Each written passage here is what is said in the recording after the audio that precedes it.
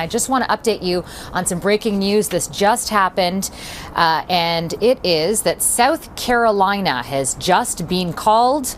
That is for Donald Trump. Donald Trump wins South Carolina. He also has taken Kentucky and West Virginia.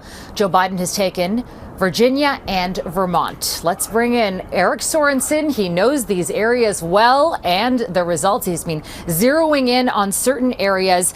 We can talk about South Carolina, but I also want to talk to you about Florida, the all-important Florida. So many eyes there.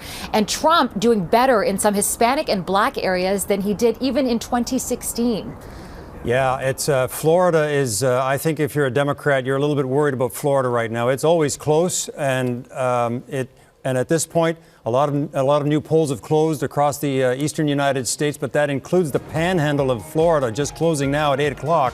The rest of it had closed at 7 o'clock, and the panhandle favors Donald Trump and the Republicans. But at the moment, before we're even counting the polls that were voting today in the panhandle, Trump has a very narrow lead, literally at 49% each, but he has a lead of about, it's 18,000 votes over Joe Biden. And as you said, Farah, down in Miami-Dade, Joe Biden won that county by about 8.5 points, 8 points. It's not all in yet, but he has about an 8-point lead. But that county, Hillary Clinton won that by about 30 points.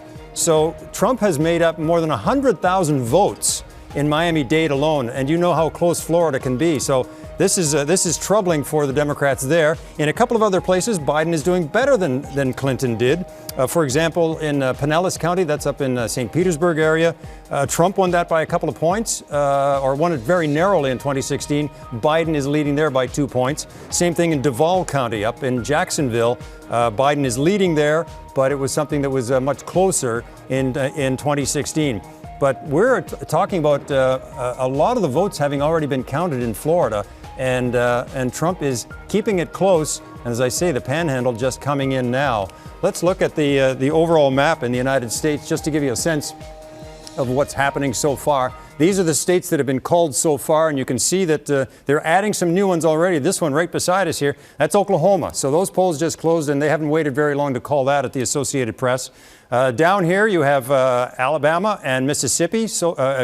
Alabama and Georgia right now trending towards Donald Trump. That was very close in Georgia so far. We'll look at that as the night goes on.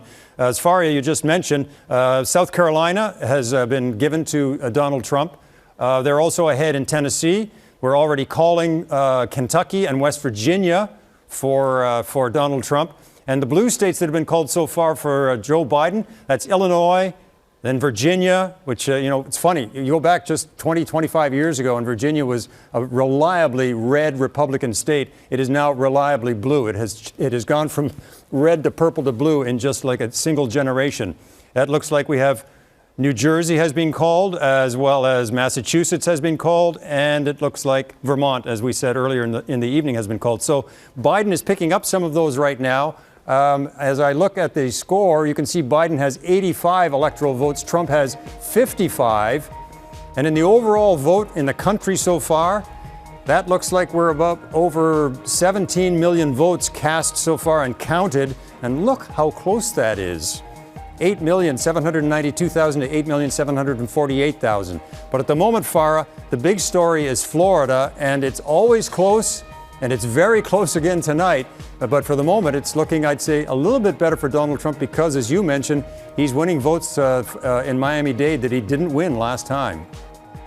And he invested so much. He spent so much time in that region, and it looks like it's certainly paid off for him. Eric Sorensen, thanks so much. Of course, we'll be checking back with you as we get more results this evening.